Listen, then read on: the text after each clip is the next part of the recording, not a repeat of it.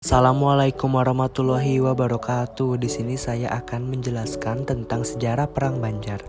Perang Banjar berlangsung dari tahun 1859 sampai 1863. Perlawanan rakyat Banjar masih tetap berlangsung walaupun terputus-putus dan baru selesai pada tahun 1905. Konflik dengan kolonial Hindia Belanda sebenarnya sudah mulai sejak FOC memperoleh hak monopoli dagang di Kesultanan Banjar. Orang-orang Belanda tertarik datang ke Banjar awalnya disebabkan sumber daya alamnya yang berupa lada dan batu bara. Batu bara yang diusahakan secara tradisional oleh penduduk Banjar dilirik Belanda untuk dikuasai. Itu sebabnya kolonial Hindia Belanda melakukan pemaksaan untuk memperoleh konsesi penambangan dari Kesultanan Banjar pada tahun 1846. Untuk itu mereka mendirikan usaha penambangan batu bara di Pengaron dengan nama Orange Nassau. Pada tanggal 1 November 1857 Sultan Adam meninggal dan meninggalkan wasiat yang inti isinya adalah Pangeran Hidayatullah yang menduduki tahta Banjar menggantikan ayahnya Sultan Muda Abdurrahman. Namun Residen Van Hengst mengabaikan wasiat Sultan Adam dan tradisi kesultanan. Ia justru mendukung Pangeran Tamjidillah sebagai Sultan Banjar yang memang dekat dengan pemerintah kolonial Hindia Belanda. Tindakan sepihak mengangkat Pangeran Tamjidillah sebagai Sultan Banjar jelas melecehkan wasiat Sultan Adam dan tradisi Kesultanan Banjar.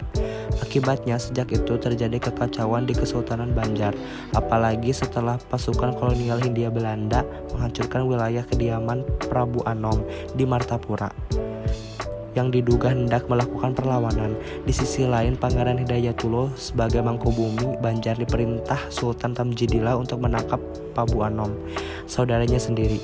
Pangeran Hidayatullah mematuhi perintah tersebut dengan syarat agar Prabu Anom setelah tertangkap tidak diserahkan pada kolonial Hindia Belanda. Namun Sultan Tamjidillah mengingkarinya. Pangeran Hidayatullah membenci Sultan Tamjidillah atas tindakan itu. Sementara itu, akibat kenaikan pajak yang cukup tinggi yang dilakukan oleh penguasa Banua V yaitu Kiai Diapati Danurejo, rakyat memberontak. Pemberontakan dipimpin oleh Jalil Kepala Batang Balangan yang sebelumnya adalah pendukung Sultan Tamjidillah.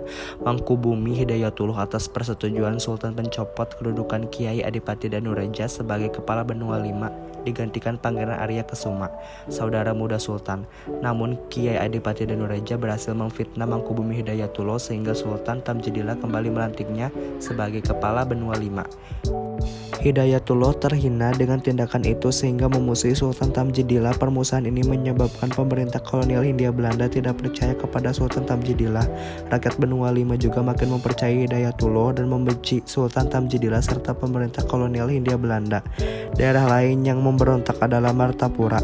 Wilayah ini merupakan tanah lunggu bagi keluarga kerajaan, namun pemerintah kolonial Hindia Belanda berkuasa langsung dengan memperkerjakan rakyat pada perkebunan dan pertambangan batu baranya. Selain itu, pemerintah kolonial juga menetapkan pekerjaan paksa rodi dari wilayah Banua V.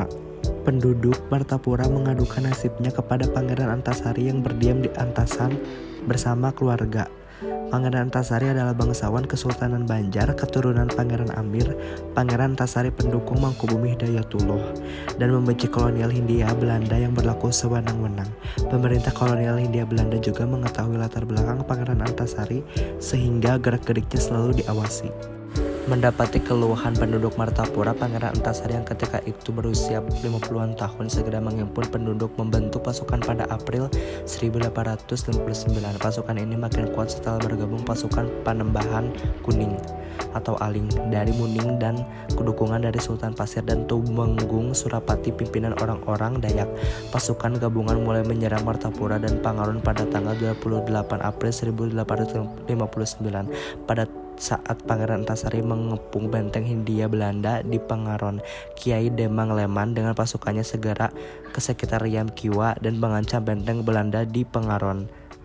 Selanjutnya bersama Haji Nasrun pada tanggal 30 Juni 1859, Kiai Demang Leman menyerbu pos Hindia Belanda yang berada di Istana Martapura. Dalam bulan Agustus 1859, Kiai Demang Leman bersama Haji Buyasin dan Kiai Langlang berhasil merebut benteng Hindia Belanda di Tabanio. Pemerintah kolonial Hindia Belanda yang kewalahan setelah Martapura dikuasai rakyat segera mendatangkan bantuan dari Jawa di bawah pimpinan Kolonel A.J. Anderson pada 30 April 1859. Upaya kolonial Hindia Belanda merebut Martapura untuk membuka jalan ke Pangaron yang dikuasai pasukan Pangeran Antasari gagal. Selanjutnya, pemerintah kolonial Hindia Belanda menyatakan seluruh wilayah Kesultanan Banjar dalam keadaan perang pada 11 Juni 1859. Kolonel A.J. Anderson meminta Pangeran Hidayatullah menghadapnya guna membicarakan pengangkatannya menjadi Sultan Banjar. Namun, Pangeran Hidayatullah menolak karena tidak mau ditipu untuk ditangkap. Pangeran Hidayatullah melarikan diri ke Martapura dan keamuntai rakyat setempat menobatkannya menjadi Sultan dengan gelar Sultan Hidayatullah Halilillah. Amuntai dijadikan ibu kota yang baru dengan nama Martapura baru. Sultan Tamjidillah yang tidak mampu mengatasi keadaan diturunkan dari tahta Kesultanan Banjar oleh Kolonel A.J. Anderson pada 25 Juni 1859. Ia kemudian diasingkan ke Bogor, Jawa Barat. Bujukan agar Pangeran Hidayatullah mau diangkat menjadi pemimpin Kesultanan Banjar juga dilakukan oleh F.N.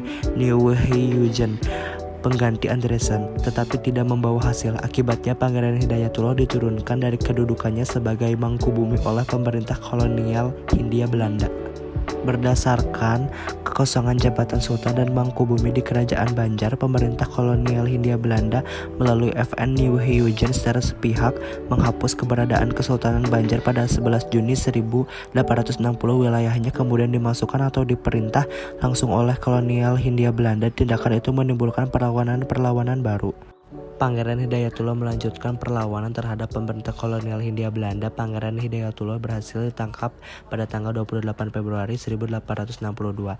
Ia bersama keluarganya diasingkan ke Cianjur, Jawa Barat. Kabar itu makin menggelorakan pertempuran yang dipimpin Pangeran Antasari pada tanggal 14 Maret 1862. Para pengikut Pangeran Antasari mengangkatnya sebagai pemimpin tertinggi agama dengan gelar penambahan Amiruddin Khalifatul Mukminin. Pangeran Antasari terus memimpin perlawanan sampai meninggalnya tanggal 11 Oktober 1862 di Hulu Teweh. Sepeninggal Pangeran Antasari, perlawanan rakyat Banjar masih terus berlangsung sampai tahun 1905 dengan ditaklukkan oleh kolonial Hindia Belanda. Selanjutnya, di sini saya akan menjelaskan tentang sejarah Perang Batak. Sejak tahun 1860, misi Kristen mulai memasuki Silindung dan Toba. Pos-pos janding juga mulai berdiri di daerah tersebut. Sejalan dengan itu, pemerintah kolonial Belanda mengarahkan ekspedisi militernya ke daerah Barus dan Singkal. Kemudian memasuki pendalaman Aceh untuk mewujudkan Pax Netherlandica. Dalam keadaan itu, Raja Batak Sisimangaraja meninggal dunia dan digantikan oleh anaknya, Patuan Bosar Pulau Batu dengan gelar Sisimangaraja. Menghadapi perluasan wilayah yang dilakukan oleh Belanda, maka pada tahun 1877 Sisimangaraja mengadakan kampanye sekeliling daerah untuk mengajak rakyat mengusir janding tersebut. Sejalan dengan itu, Sisimangaraja juga meminta bantuan kepada Sultan Aceh untuk merencanakan penyerangan terhadap kedudukan Belanda di daerah Tapanuli Utara, Zending di Silindung. Namun, isu itu terdengar oleh garnisun kolonial Hindia Belanda di Sibolga sehingga pada 8 Januari 1878 pasukannya di pos Sibolga diperintahkan untuk memasuki daerah Silindung dan mengawasinya. Kedatangan pasukan kolonial Hindia Belanda dijawab oleh Sisimangaraja dengan pernyataan perang. Sisimangaraja dan pasukannya memanfaatkan bentang alam dan beberapa benteng buatan untuk mematahkan serangan pasukan kolonial Hindia Belanda. Pusat pemerintahannya juga sering berpindah untuk menghindar sergapan pasukan kolonial Hindia Belanda. Pada tahun 1907, pasukan Belanda berhasil memotong hubungan Sisimangaraja dengan Aceh dan membatasi ruang gerak pasukan Sisimangaraja di sekitar Barus dan Singkal.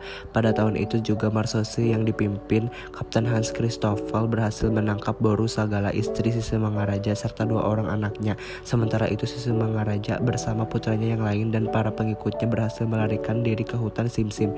Ia menolak tawaran untuk menyerah.